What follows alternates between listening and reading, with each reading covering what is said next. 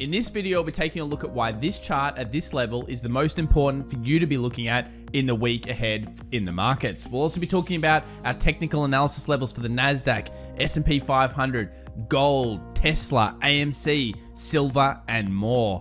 This week has been all about the squeezes, and of course, retail really took it to Wall Street and the hedgies with that AMC squeeze. The question is, will we get out of the sideways action in the stock market with some big news coming this week? Stay tuned to find out more.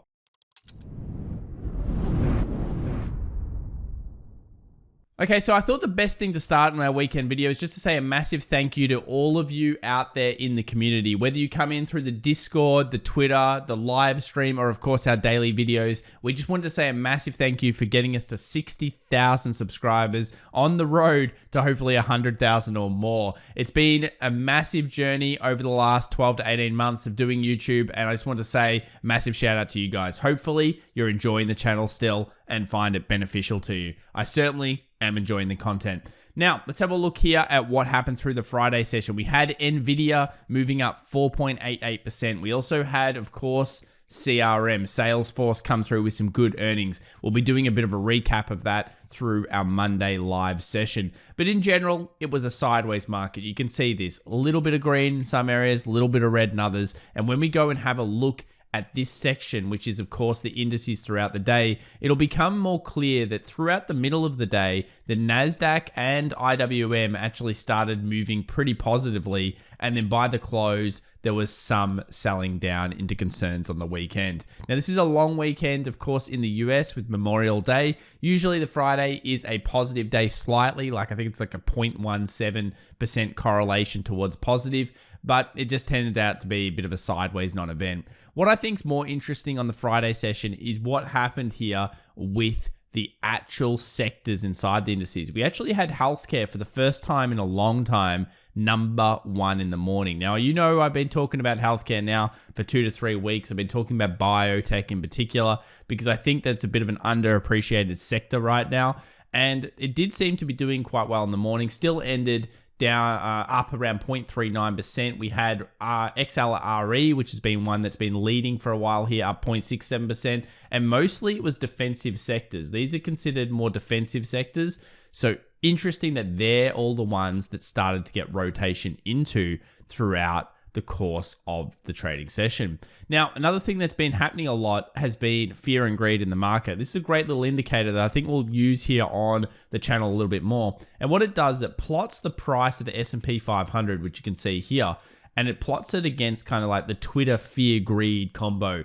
And what that means is if everyone's going bullish on Twitter, then of course, usually it has a negative correlation with the markets, because of course, who is the most likely person to lose in the market? Us, the retail traders. Wall Street know how to manipulate us pretty well. Take a look at this, fear greed. So it was a very greedy market somewhere around that Feb 8th point. And you'll notice that since then, we had that correlation that went down for the Sp500. Particularly, it was hurting the Nasdaq, so the tech plays. Recently, we saw fear get really, really high in terms of it was a very fearful market. And at the same time, we saw the market start to turn around. So it just shows you how this chart is really the basic human emotions of everybody out there trading the markets. How do they feel at the time? Are they fearful? Are they scared? Are they greedy? Are they happy? Are they euphoric? They're the type of things that we want to take advantage of. And of course, try to counter the general population of what they're doing, because usually Wall Street takes money from, let's call it the poor, and gives it to themselves.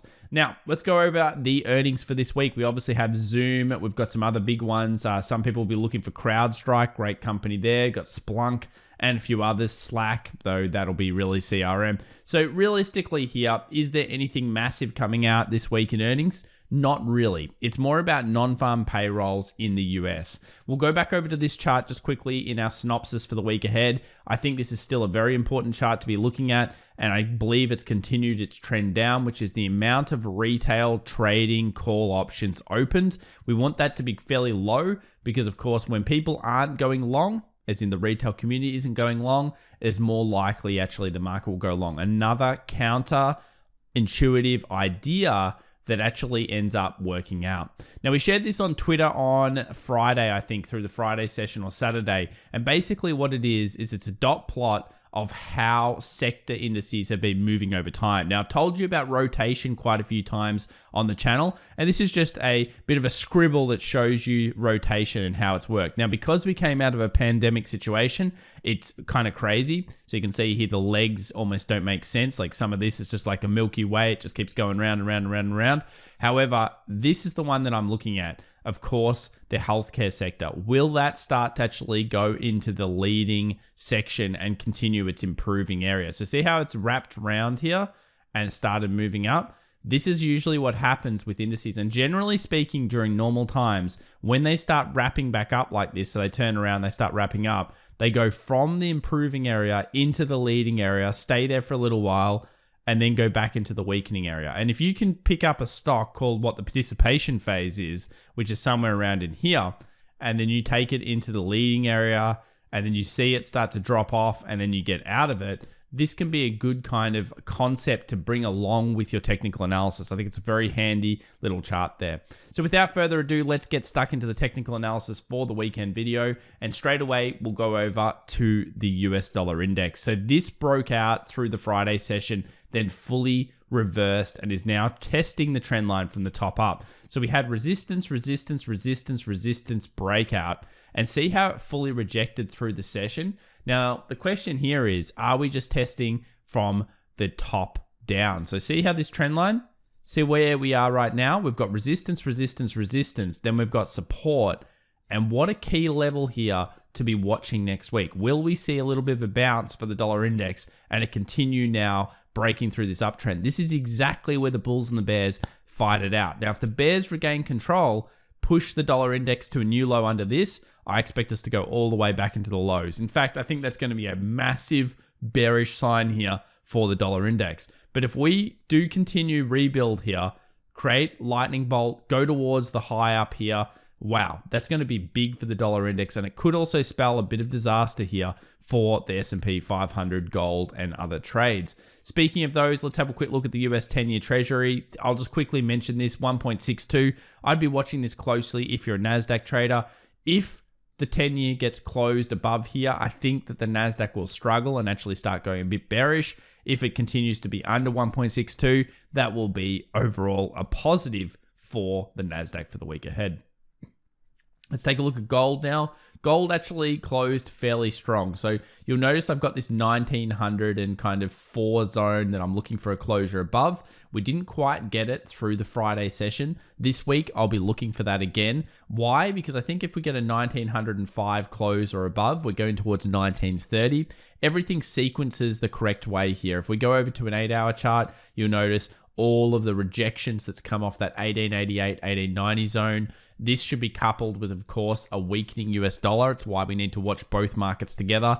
And if we get through this previous peak, we've also kind of put in a low that's like a double bottom kind of concept. So 1930 could certainly be on the cards. If we reverse here on gold, just look for a closure underneath the 1888 for the week ahead, and then that should signal further bearish pressure. So we've got two plays. It just depends on which closure we see and where the market momentum wants to go. Similar with silver, big daily rejection here. Silver bulls should be very, very happy with that. We go down to something like a 4-hour chart. You'll notice that big bullish hammer that's come through. Silver's a tough one because we still need to get above 28, and I want to see a 28 close on a daily time frame. I know there's a closure here, but I want to see a daily close. See how there's no daily close?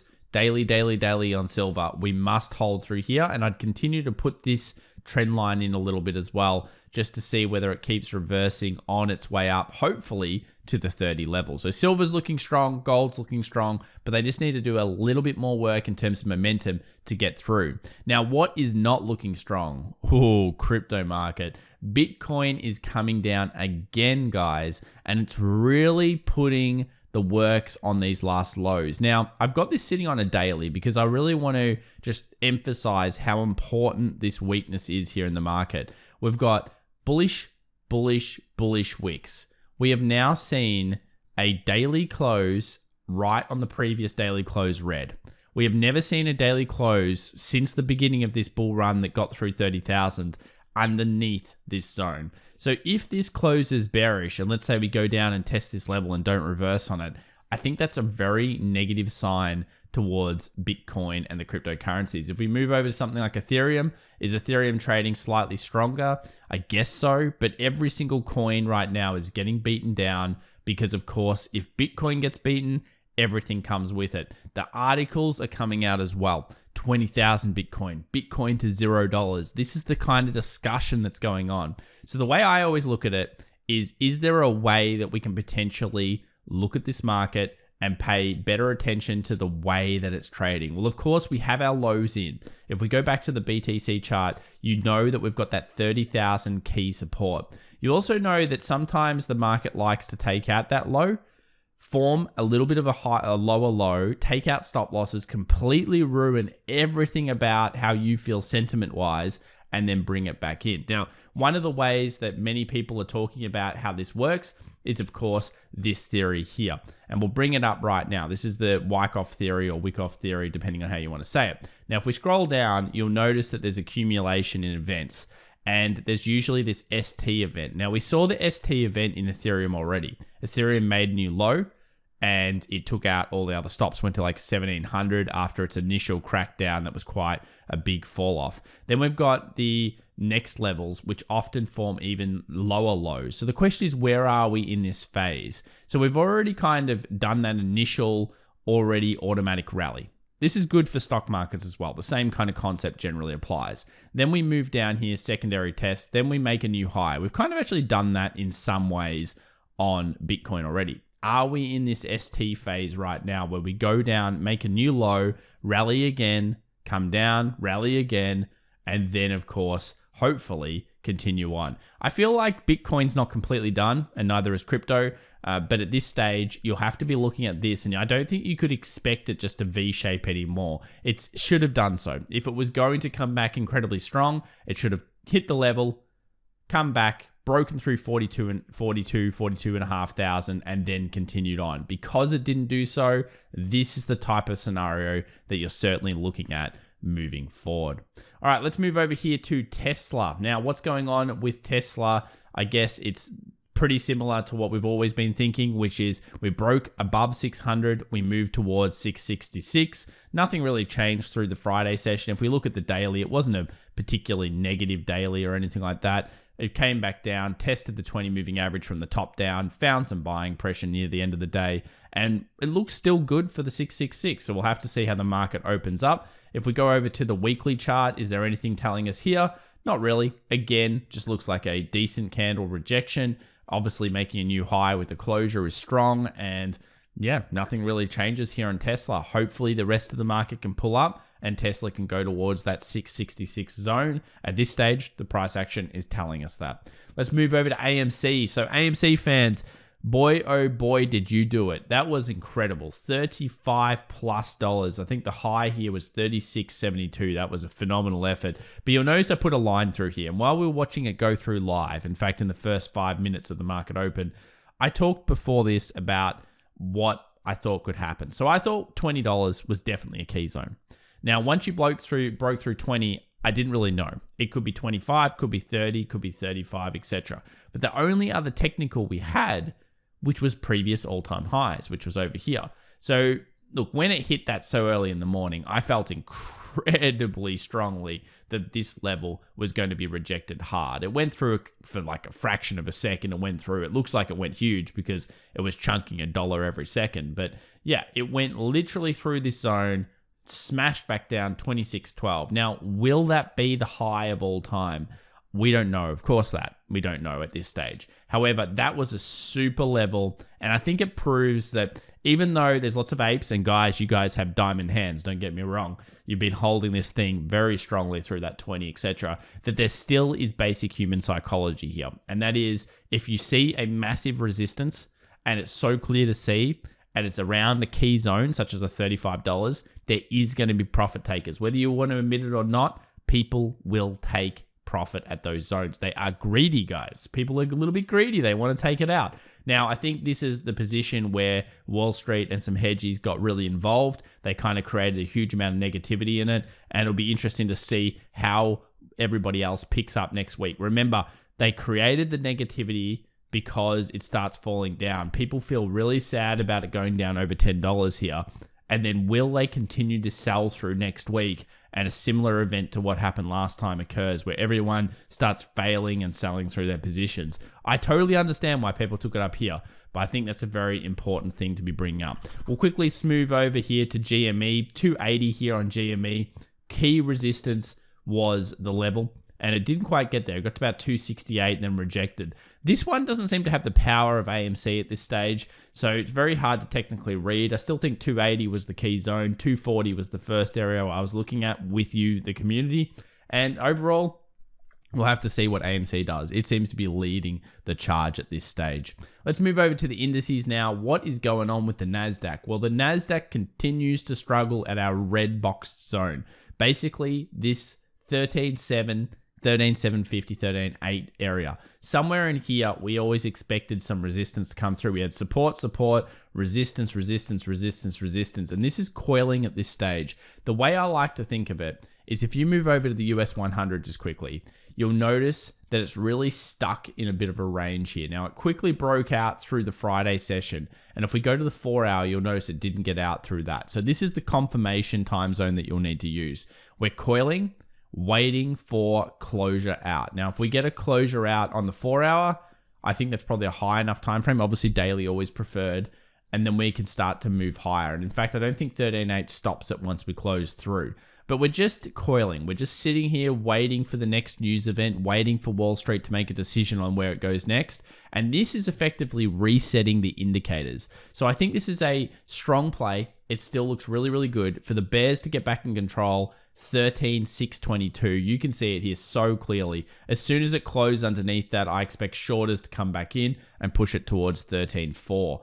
But at this stage, we don't have clear direction. We know it's probably more bullish biased side for the week ahead, and I'll be looking for a closure either way, and then of course putting in positions based on that kind of stuff. Closure above here, I think actually sits up to 14,000 on the Nasdaq. So it'll be a very important week. We'll continue to watch that spot.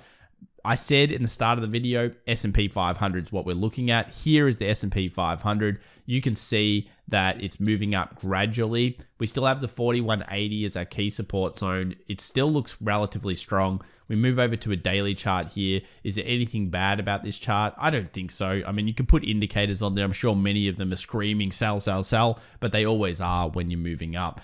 The 4180 still is the battle of the bulls and the bears for the week ahead. The aim is, of course, go back to the trend line, which is the community trend line that goes through all of these resistances. Let's just quickly get that ready. There we go. And you can see how popular and good this has been at finding short selling pressure. So we continue to use this trend line. We continue to think that we're optimistic about the market for the week ahead and what everything's going on here. And from the perspective of when we go out to the larger timeframes, you can't really ignore this. This is a weekly here, a rejection on the real market, a rejection on the will market, and actually a bullish follow through. At this point, the price action is telling us long. The fear on Twitter is increasing or at least stabilizing. So it's not like there's a huge amount of bulls coming back into the market. And that means that Wall Street has a tendency to now move up. When everyone thinks something isn't going to happen, it often does. And that's the problem. The price action and everything that's telling us here, although our brains say, please don't buy, it's maybe overpriced, the price action has continued to stay up. So we'll continue to look at this throughout the week. Now, oil's going to be an interesting one. Obviously, a lot of political stuff going on here. We did see a breakout above the 66.50. And I'll leave you with this thought. Look, still should be going towards 75. I don't really want to read into the news too much. I'm just going to follow the price action of what it says. So Monday is going to be interesting for US oil. Can it continue to drive higher? And 75, 76 is our overall aim over the medium term here. Will it happen?